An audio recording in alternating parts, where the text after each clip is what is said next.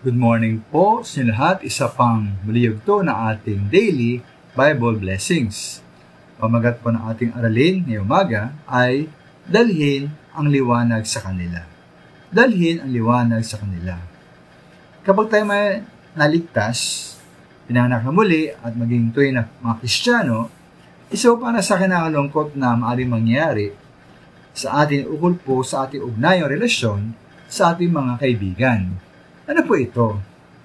Marami po dahil sa ating pagnanais na magbago at miwas sa kasalanan, maaaring tayo magpasya na iwasan na ating mga kaibigan. Lalo na ko kung dati silang kasama natin sa masamang gawain at tayo po yung maaaring na-influensya nila sa hindi magandang mga gawain. Makasama sa kalokohan, tulad ng paglalasing, pagdroga, at paggawa ng mga krimen. Ngayon po, ito naman po ay dapat iwasan ang kanilang masamang gawain. Ngunit mga minamahal, madali po sabi ng Panginoon sa isang taong pinalaya na mula sa maraming masamang espiritu. Ngunit sabi po ng lalaking ito sa Mark 5:18 ay siya pong sumama sa ating Panginoon. Siya nakiusap. Ngunit po, ang sagot ng ating Panginoon Jesus sa verse 19 ay umuwi siya sa kanyang bahay, kanyang mga kaibigan.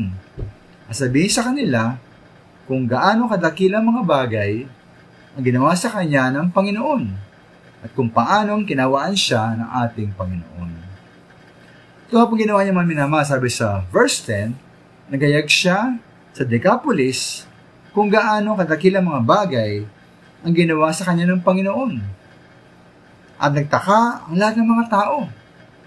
Para po sa atin, sa halip na ating iwasan ating mga kaibigan, tayo pumunta po sa kanila. Tayo muna tayo sa kanila, ating pong ikwento sa kanila kung paano tayo binago ng ating Panginoon Jesus. At ibahagi po sa kanila ang Ebanghelyo at kung paano tayo naligtas. Huwag tayong lumayo. Tayo lumapit sa kanila, dala ang Ebanghelyo.